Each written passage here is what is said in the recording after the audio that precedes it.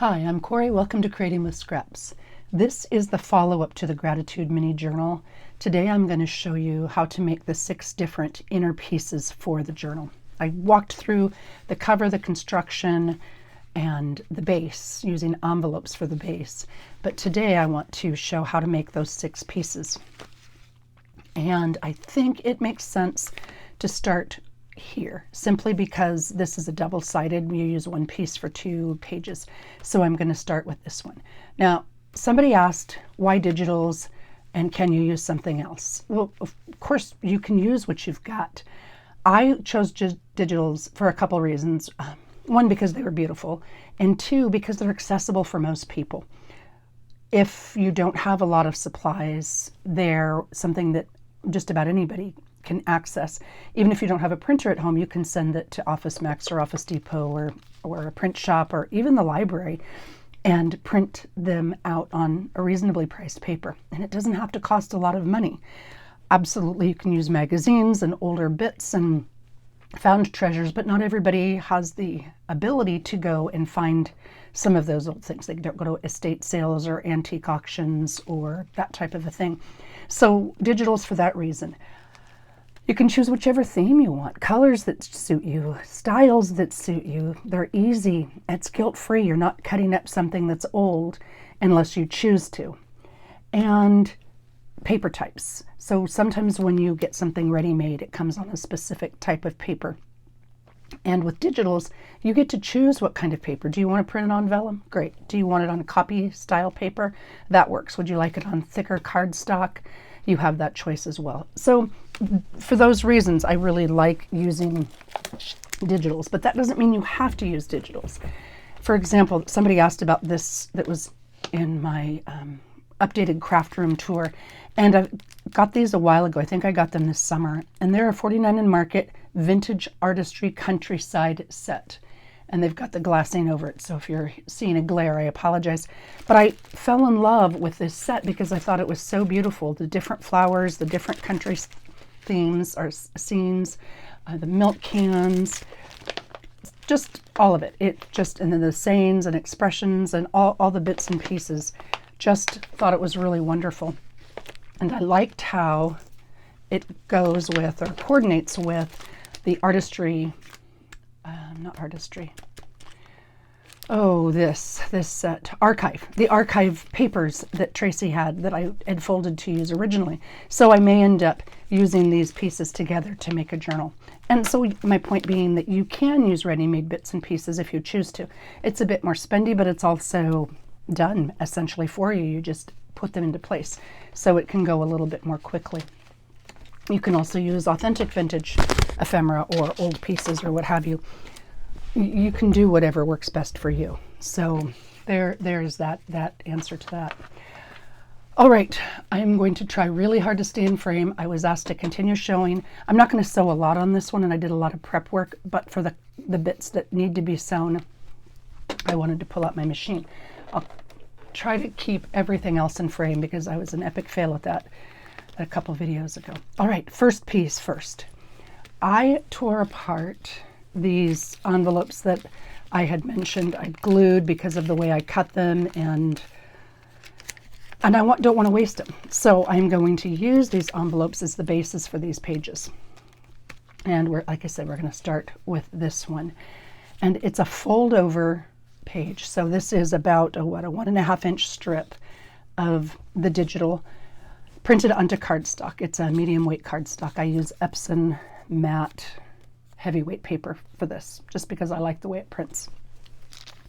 So the first thing I did was print that, and then I inked the edges, cut it to 1.5 inches and inked the edges.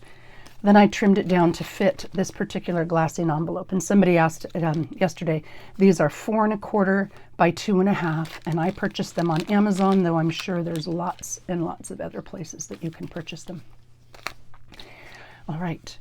Strip, folded down, and I just inked the edges for the sake of speed. I had printed the mini floral digital on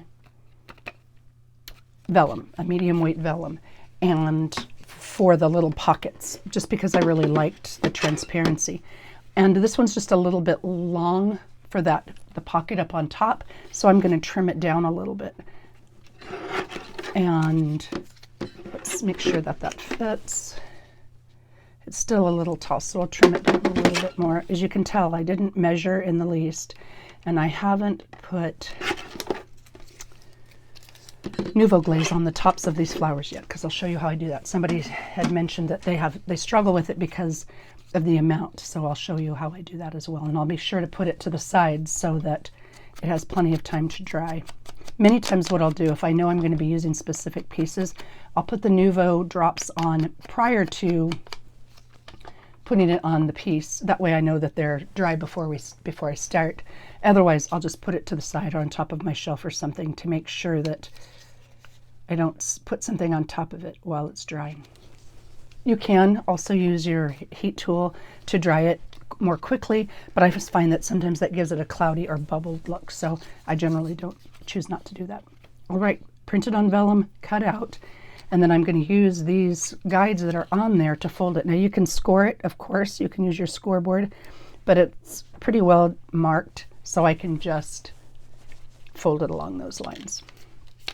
And again, if this is a medium weight vellum, super heavy vellum tends to crack when you fold it, and super thin vellum isn't very sturdy. So this is just kind of a medium weight vellum. And I've got it a bit of ways from me, so hopefully I'm in frame here. Okay, so I've folded those pieces in, and the reason you see these flaps on pockets for folks that are new is it gives you the width of the pocket. If this were just a solid piece that I was gluing down, I would lose the, I don't know, 1/8 of an inch or so on the sides. But by putting the glue here, I create a pocket that utilizes the entire width of the piece. So that's the reason for pockets with flaps like that, in case you were curious. All right, I'm going to give it a light ink on the edge, and I'm going to glue it in place here. But before I do that, I've got a little scrap of lace that I want to put on there. And I had mentioned you can use rolled lace, of course. You can use scraps of lace. You can use toile type fabric. Use what you have and what makes you happy and what coordinates with the product that you're using, whether you're using a digital kit or something else. You know, different feels of different laces and such give you a different finished look. So I'm going to trim that down, and I'm going to put this here, and I like it to overlap just a little bit, simply because I want it to drop. See, on the sample piece, I want it to drop down. So I'm going to crease that so that it lays flat. And some people choose not to use a bone folder to get a sharp crease. I just find that I get a better result. And you can also sew this in place if you'd prefer to sew it, or you can use Fabri-Tac type glue. I find that this works really well because there's a lot of holes, and this is a cotton based lace, so the glue works just fine for what I need.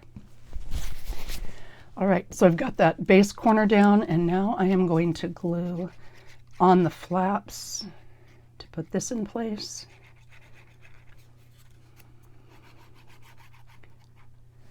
And I'll lay that on top, and I'll try to center it mostly. Yeah, that's pretty close. And I am going to show you, after we build the back piece, I'll put the Nouveau glaze on, simply because it's two pieces on the side of a envelope, and if I put the glaze on front, well, if I do that now, it will get smeared and smushed.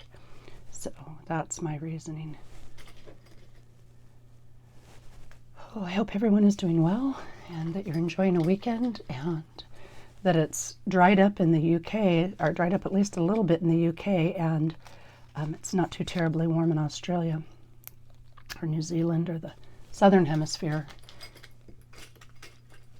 We've had some glorious try that again, Corey. Some glorious fall days here, and I'm grateful for that because our winters tend to be gray and long. I know some people say, yeah, but you don't get snow. Well, we occasionally get snow, and I wish we got more. That's just my own personal preference. All right, so I'm going to let that set and dry. And inside the pocket, I had forgotten to include these because I'd forgotten to ink the edges. All this is a strip of cardstock cut to the width, punched a hole in it, set an eyelet, and put a little bit of string. That's it. That's all this is.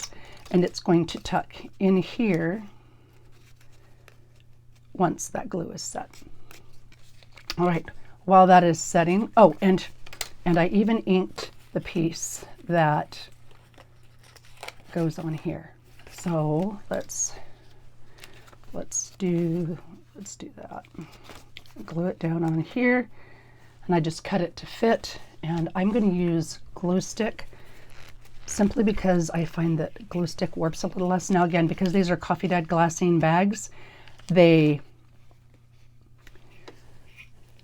are a little, because the paper has already been wet, and they warped a little bit, and then I squished them flat. So you're not going to notice a little bit of buckling. All that to say, you're not going to notice just a tiny little bit of buckling. And this is a drop down, so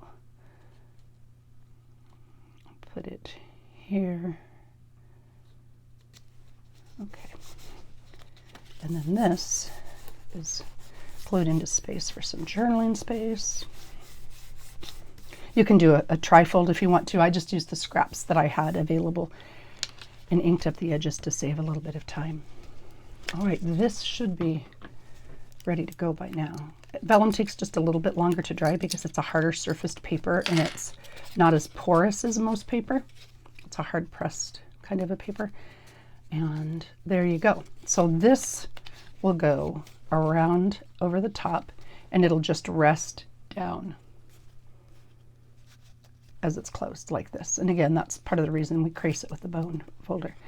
Right, and I made it a little extra long knowing that I would trim it off, and I wanted to make sure that it folded over the top nicely on this piece with that it would be able to touch the bottom.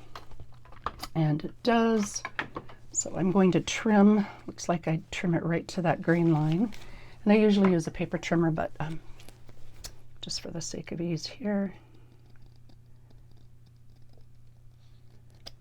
I'll cut that off. And I'll throw the scissors. Okay, I'll save that probably. I don't always save little itty bitty bits like this, but this has got a pretty color, and I've got some leftover bits, so I may make a cluster or something with that. I do save a lot of small pieces, but not every small piece, of course. I do throw away a lot as well. All right, making sure that I'm working with the top. I want this to drop down here. Then, because this is going to be a belly band, I'm going to put glue along the top inside. So here's the crease for the top, the fold over. I want to make sure this lifts completely on the front side, but I want this section of the back side to be glued down. So you can see I didn't put any glue into that crease because that would hold, it would impede the flap. The flap wouldn't be able to do the flap thing. So, and I'll just try to put this mostly in the center. Now, a lot of times I'll use my work surface to get everything perfectly centered, but for the sake of speed and ease, it doesn't have to be that way. Okay, that is on, and now I'm going to do the same thing at the bottom here and just put a little bit of glue because this is a belly band.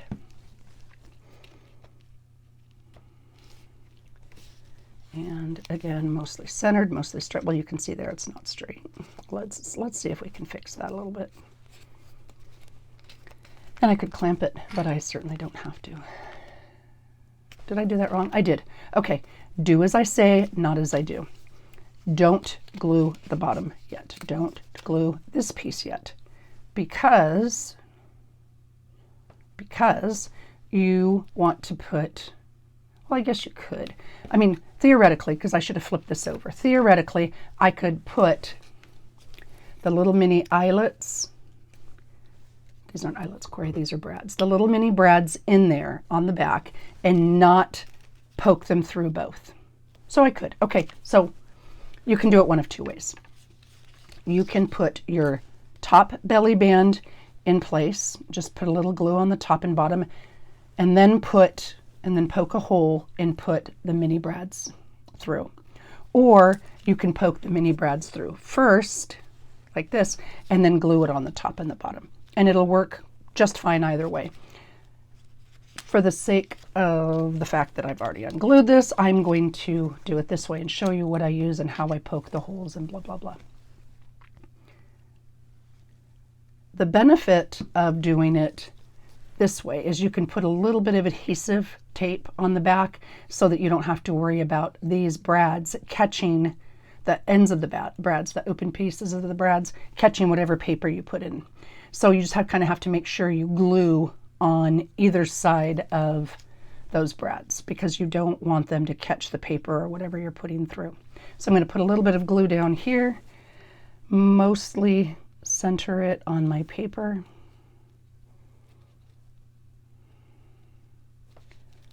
Yeah, close enough. Okay. And now I will get this is a piece of foam, and I will use a poke tool. You can use your awl if you've got that. That'll work just fine. And I'm going to go in the center of that, hopefully mostly equidistant top and bottom. Poke the holes. And I have the little itty bitty brads up to the side, and I buried them. That because All right, and then put those in and spread the brad. Maybe spread the brad.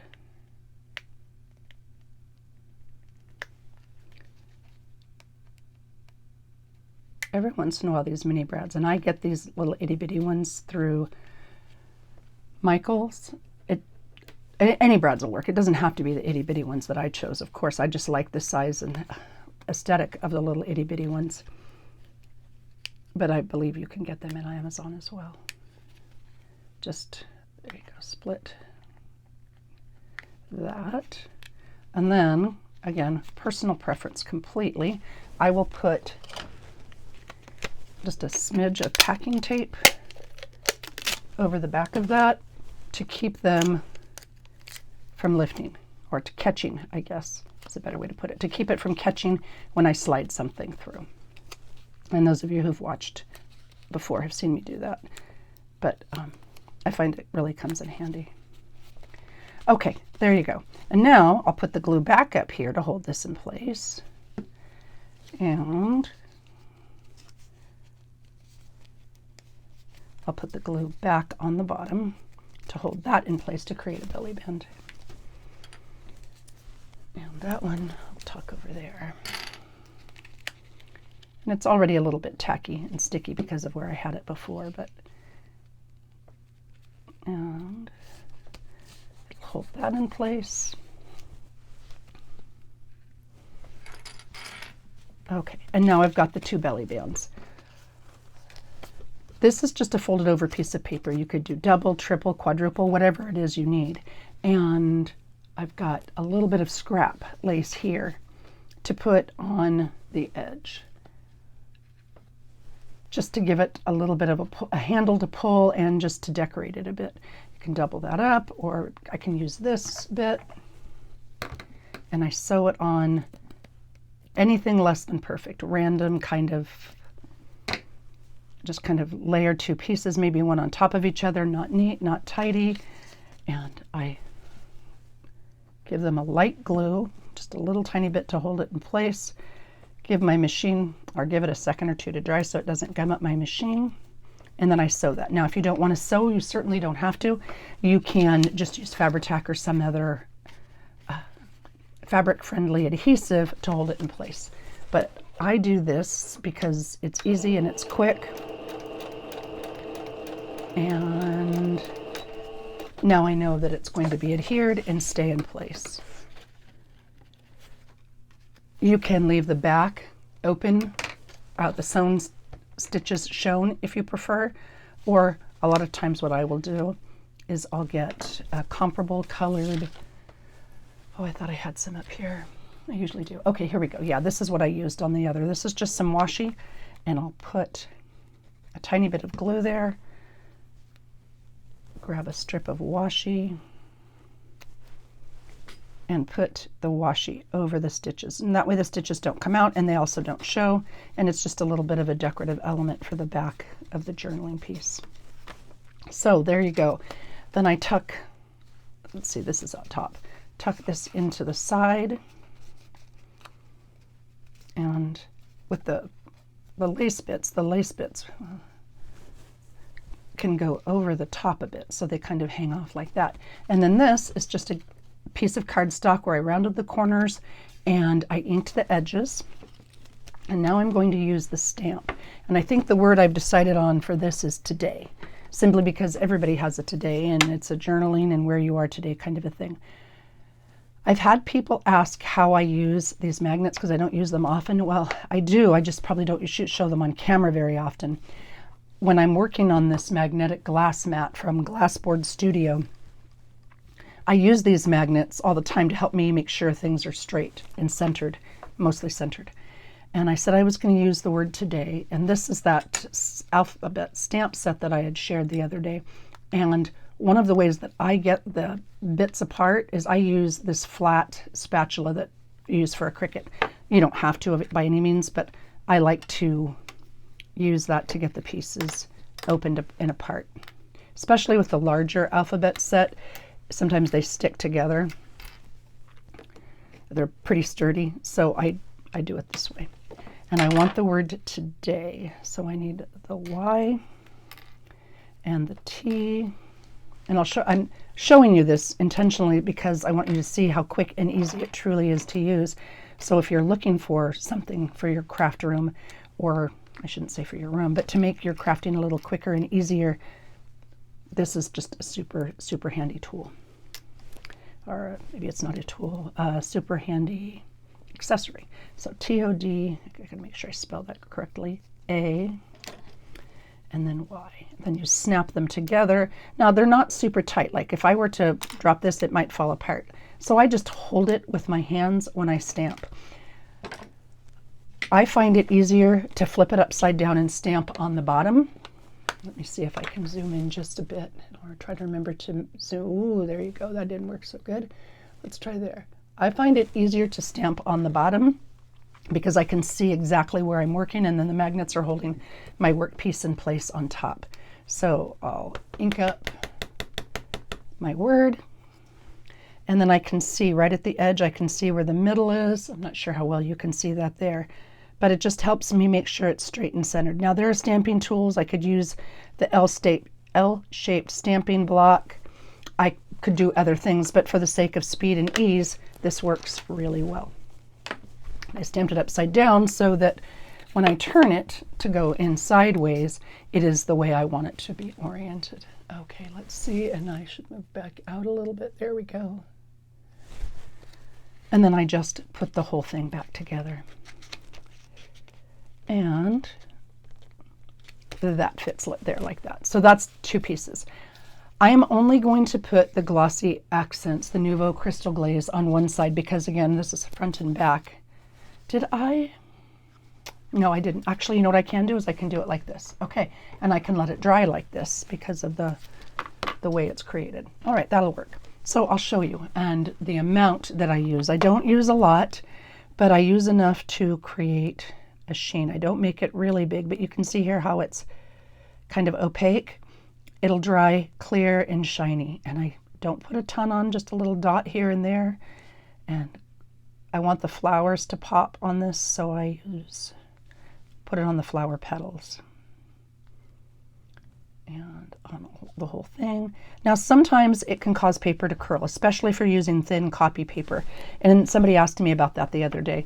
And if I'm using thin copy paper, I adhere it to whatever surface it's going on first, because that gives it some stability and it's much less likely to curl. If I'm using cardstock, that doesn't seem to be as much of a problem, but sometimes it can curl vellum as well. So the fact that these are adhered down to their permanent pieces means that this isn't going to curl up. And that's, I mean, I'm not precise with it. I'm not perfect. I don't make sure it's all neatly outlined. I mean, because when it dries, it just gives you the illusion of dimension and sheen. And that's the amount I use. So that's 2 pages, and I'm going to put this aside so I don't put anything on top of it. That is 2 of the 6 pages. And moving this over, and I will be, there we go. Okay. This next piece, where did I put that? There's no sewing on this. Oh, yes, there is sewing on that one. Sugar. All right. Where did I put it? I've got all the bits and pieces up here, but I want to make sure. Oh, here it is. It's just off to the side. So I'm sorry for the arm reach around there. Okay.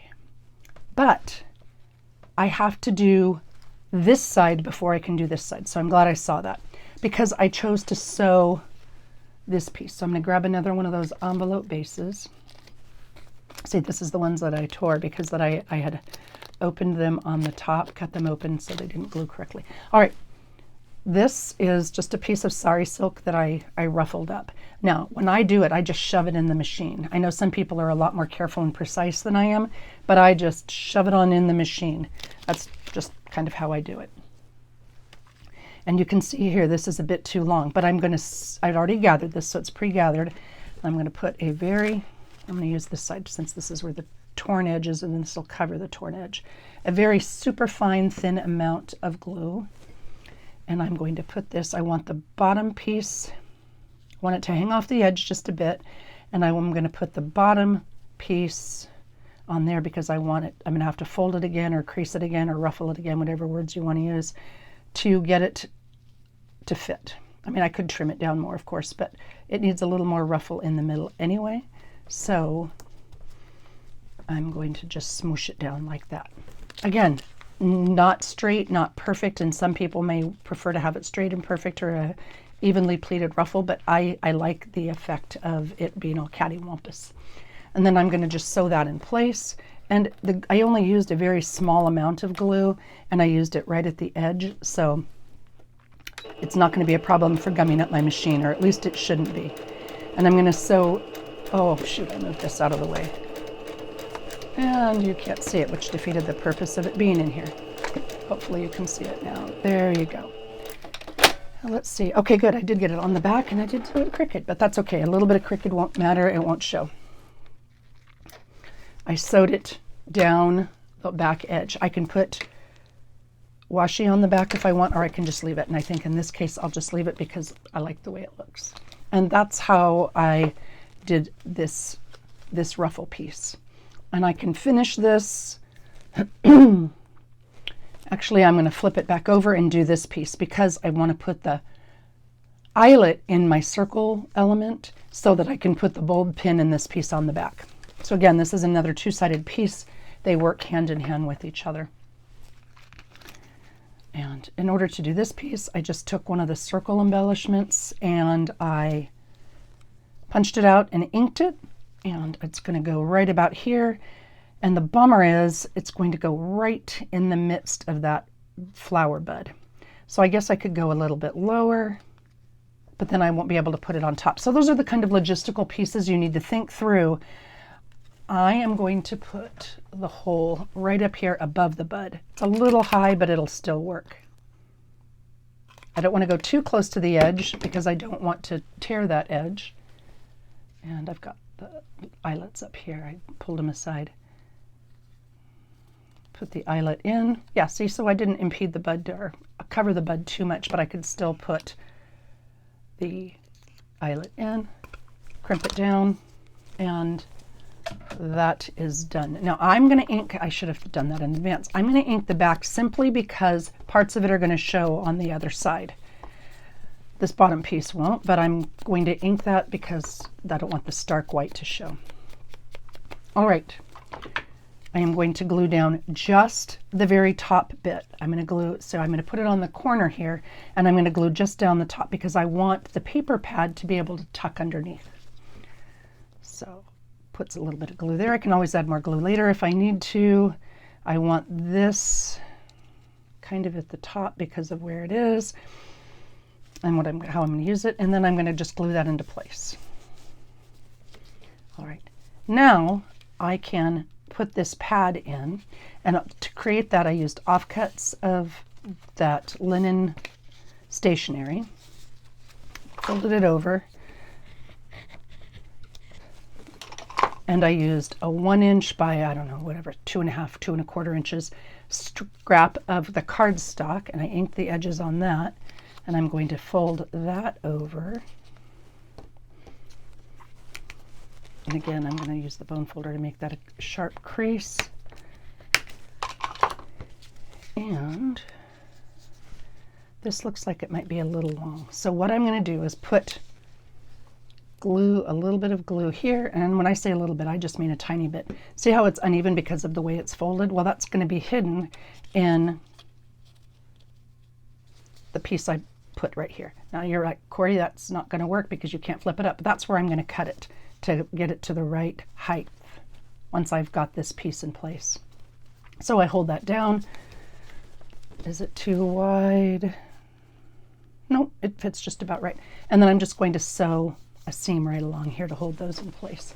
And let's see if I can actually put this in frame this time. Okay, and I'll just tuck it back afterwards. And I'm going to back stitch a little bit because the edges are going to be shown. I just don't want it to come undone. I was just a little too slow. Okay. I left my edging scissors on the side table here, but that's okay, this will work. I don't mean edging, I mean thread snipping scissors. And I'll tuck that back. And here is this piece, and it's going to go under. Actually, it doesn't look like I even need to trim it. So I'll trim it just a smidge to take that folded over edge off. And it'll tuck up nicely, and I'm going to hold that straight. This is kind of thick, so let's say, yep, it worked just fine. And then I just, the top is now flush and even. The pages flip down rather than flipping up. And to hold this in place, I lay it along the bottom, and I have somewhere, here it is. This is one of those Tim Holtz paper clips, and I just took a scrap of that lacy fabric and tied a little bow at the bottom. And again, I did that intentionally with the book because of balance, the weighted balance with the top and the bottom to make sure things stay in place. And I wasn't paying a lot of attention. I should have been, because this would have been opened for the top, because these are the ones that I cut, but for the sake of an insert, it doesn't really matter in the least. And I am going to put this down on the bottom and paper clip it in place. Same principle as the previous one. I would put Nouveau Glaze on the top of that and let it dry. All right, so there is the front side of this. And now I'm going to go and do the back side. I just want to poke a hole in here. Now I could have put this whole thing through both pieces, and but I didn't want this to tear the vellum. So what I'm going to do here is, let's see, here are the bits and pieces for that next piece. Okay, so this is the bits and pieces for this, and I need a little scrap of lace or trim or something to put underneath. So I'll grab those. I think that's all the pieces. All right, and all this is one of the tags, a Tracy label, a button, and a bulb pin. And I want a very small hole because I don't want a big profile. So I'll lay these pieces together where I want them to line up, and I'll use that paper piercer. Again, you could use your awl, and I will punch a hole in it like that. Then I like to glue this piece together. Now these, we're going to put the lace in between. Now these move back and forth on the page. The bulb pin is held in place with a stitch, but these move back and forth. I want a piece of lace underneath there. Sure, that'll work. Just going to tack it down quickly, easily.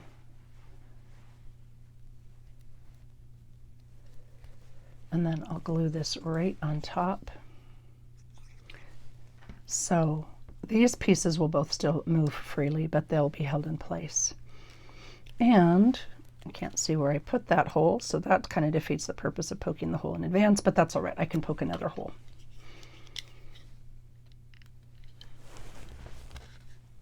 There we go, poked another hole. And then I'm going to put the bulb pin through this side. So I'm using the side I just created on the envelope, and I am going to tuck or push the bulb pin through that hole, and it'll come out on the top of this sari silk border. And then I'll line up these holes.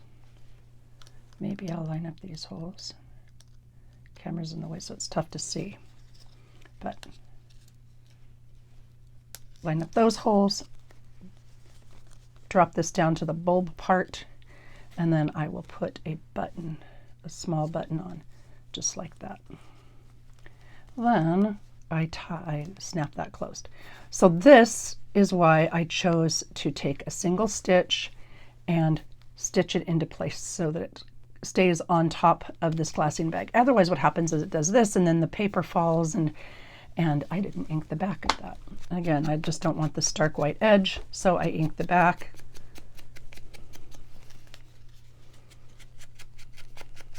Okay, like that. And again, I pushed the bulb pin down like this, and I took a single stitch to hold it in place so that these don't fall down and they don't tear off. And then you still have the ability to move them freely, and I can still put Nouveau Glaze on the top to make the flowers stand out. All right, so that's pieces. So I did 1 and 2 and 3 and 4, and I have no idea where I just put 1 and 2. Oh, I did. I do too. No, I put it aside so that it would dry. So top, bottom, and then this is just a folded over bit. You can do a trifold, you can do an accordion, you can do whatever you want for the journaling spot. You've got that paper clip on the bottom, so you tuck it into the side of the ruffle border, and then I need to trim that down. It's too wide. Well, there we go. Let's do that. And then I'll ink it later. You don't need to watch me ink it. But then this was just a little too wide for that space. Trim it and place it in the paper clip. Let's go like that so that the uninked edge isn't showing. Tuck it under the edge of the ruffle. Put the bottoms of both of those down and paper clip them in place. And it doesn't matter which side of the paper clip goes on which side of the page. Like that. Okay, there you go. There's 3 and 4. Number 5. Sorry again for the arm reach. This is just a scrap of cardstock. I think this is about 2 inches, and I folded it into about thirds. Doesn't have to be perfect, just about thirds. And you can certainly choose to use a scoreboard if you want to. This is craft cardstock, so it's a little bit thicker, but not necessary in the least unless you want to. And ink that edge. And then the same thing here. I'm just going to fold that down, match it up mostly, and crease that and ink. And the way I got this look is you can ink the edges and just leave them that way. You don't have to put anything else on. But I wanted a little bit of a word background, and I think this is a hero background text. I think it's a Hero Art stamp, but I won't swear to it. It could be Darkroom Door. That's also possible. And I'm going to ink that. Oh, do you hear somebody talking? She's whining at me. She probably wants breakfast. And I'm going to do what they call second generation stamping. So I'm going to put ink on this, but I don't want it to be quite that dark on the top of my piece. I don't want it to be quite that notable, so I'm just going to stamp it on my background sheet to get most of the ink off. And then I'm going to tuck this here and then stamp it with the, it's upside down, not that it really matters, but I'll stamp it that way.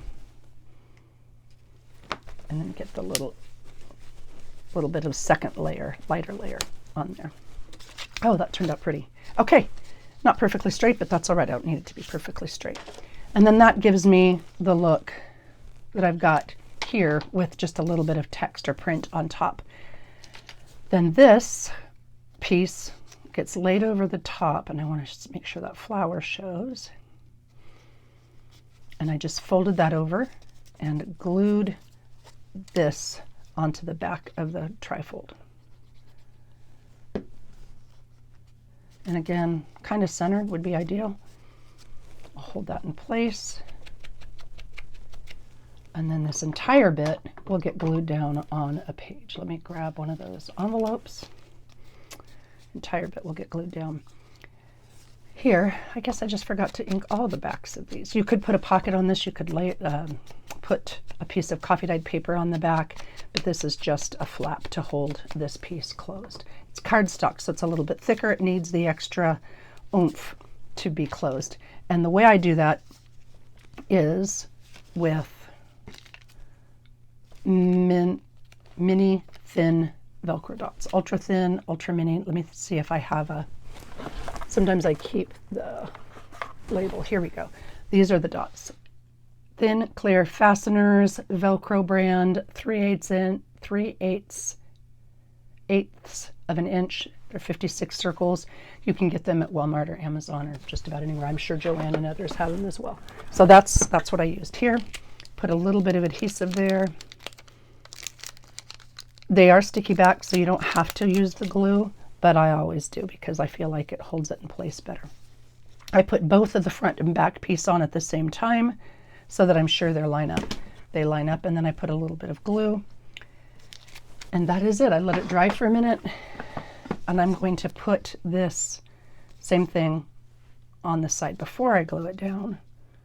And it doesn't matter which side it's on. Put it right there.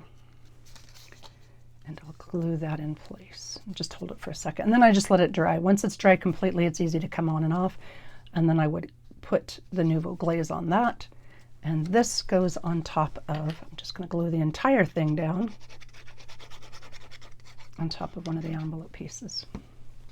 And that, and mostly in the center, that is piece number 5. Okay, and then the back of this, I'm making sure I flip it straight over, is piece number 6. And that is the little mini pocket. Okay, and I think I've got all the pieces ready to go for the little mini pocket. I took a piece of coffee dyed tracing paper and I sewed over the edge, folded it and sewed over the edge just to save a little bit of time. And then I cut the pieces. And the pieces you need for the front construction are just a piece of cardstock. Oops, she is talking. Piece of cardstock for the pocket, and then one of the labels or the tags, and then this gets tucked under here and sewn around, just like that. So I'm going to put this down with a little bit of adhesive, just to hold it in place while I sew it. And if you don't want to sew it, you could just use adhesive. That's absolutely okay. And then I'm going to sew up and down there to get that adhered. And I'll move this over so hopefully you can see it. And I've had people say that they like seeing the sewing because sometimes they find sewing a little intimidating, and it really doesn't have to be. It's pretty darn straightforward. I mean, I'm sure being a seamstress is a whole lot more work, but sewing on paper like we do is pretty straightforward, pretty easy. And it's that simple. I mean, once you set the machine up the first time, once you see how the thread goes through, it's just a matter of pushing a button and going and stopping and lining it up with the ledges or ridges there, I guess. I'm going to cut this down, and I don't need to worry about this side because it's going to be, this bit is going to be glued on it, so it's not going to show anyway. I could sew it, but I certainly don't need to. And I had rounded this piece, so I'm going to get my corner rounder and round those corners. Well, maybe I'm going to round those corners. There we go. And I'll save this piece because that's already sewn and it'll make another great pocket. And make sure this is the correct way. Yes. And then I glue down this piece right here. So let's see, am I in frame? Okay, gluing this down, and then I'll put a little bit of glue. This isn't going to show on the back, so I am not going to worry about the ink on the back of that one. I just line this up. It's a little bit long, so I'll trim that down. This is the back side of that card.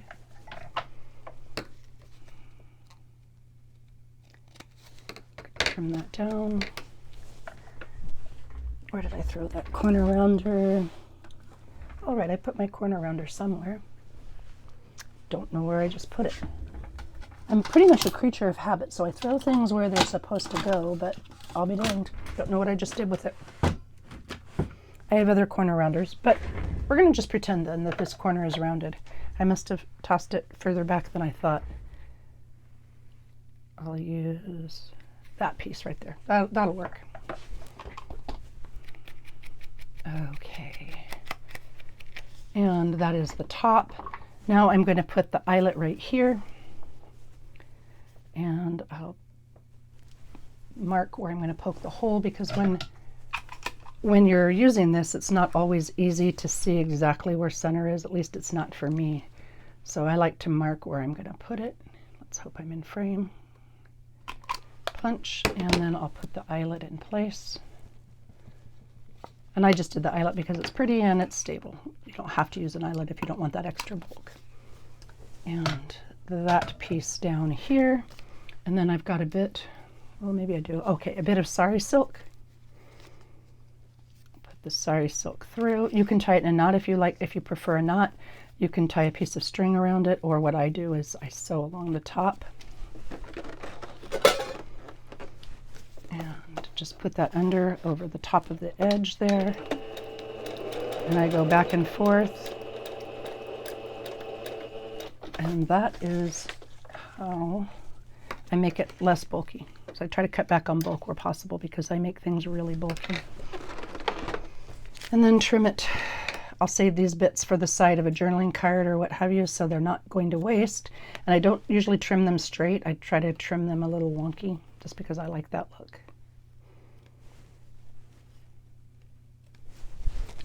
Okay, and then like I said, I'll save those for a journaling card, the side of a journaling card. And let's see. Okay, so that piece is ready to go. I had glued this along the bottom, so I'll glue this whole thing down. But I'm making this a pocket, so I'm going to glue 3 sides, not the whole back of the card.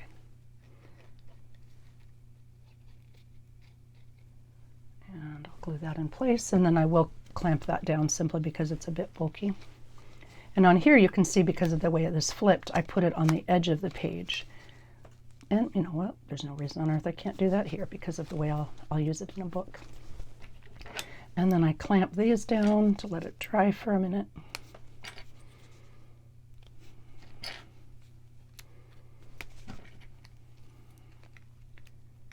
And these, for those who might be new, are just quilting clips, and they have little teeth here that can mark up the page. And so what I did was I took an emery board and did this with the emery board so that the teeth don't mark up the edge of the page. They're still tight, they still hold in place, but they don't cause the paper to get dented. All right, then there's this little fold over bit that gets tucked in here, and I put a scrap of lace on the top of that. You could use that leftover sari silk that we had, but I wanted the contrast of a different piece of lace. So let's put this down, and I will sew this into place. I don't want to sew both of it. I want that to be able to open up. And then you could put your prompt for the day or a message or a note or whatever. It's just a little bit of space to write something. And I'll put a smidge of glue there just to hold it while we're doing this.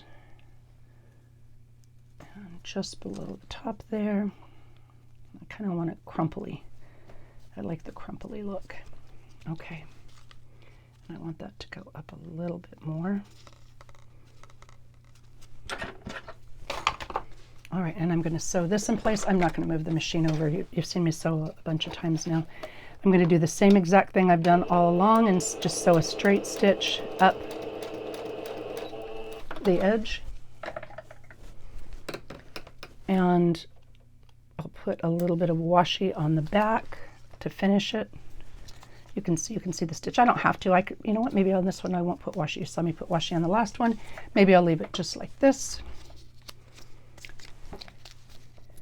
And that should be plenty dry by now. And I'll tuck this piece right in here. If it's a little too wide, I can just trim it down, but no, that works pretty well. And then this, it's the same thing. I stamped, let's see, there might be some more ink left on this. Let's find out. I think it was this side that we'll find out if there's any ink left. Yep, there's a little bit of ink, perfect. So I inked the top of this, and that is the piece that's going to tuck in the back, but this is too wide. So I'll trim that down. So let's see, maybe about like that. And then I'll ink that edge. We're going to pretend I inked the edge, and that gets tucked into here. It's still a little wide because of the amount of glue I put in. All right, so that's one of the reasons I like to sew rather than glue, simply because you have a little bit more control over how wide your piece is adhered. But it works either way. I'll just make this a little narrower and it'll work just fine. Tuck that into the bottom, and that is piece number 6. All right, there you go. There are the 6 different pieces, used 5 times each, that made this Gratitude Mini Journal a completed project. Thank you all very much for watching. As always, if you have questions, please don't hesitate to ask them, and I'll do my best to answer them. Take care and happy creating.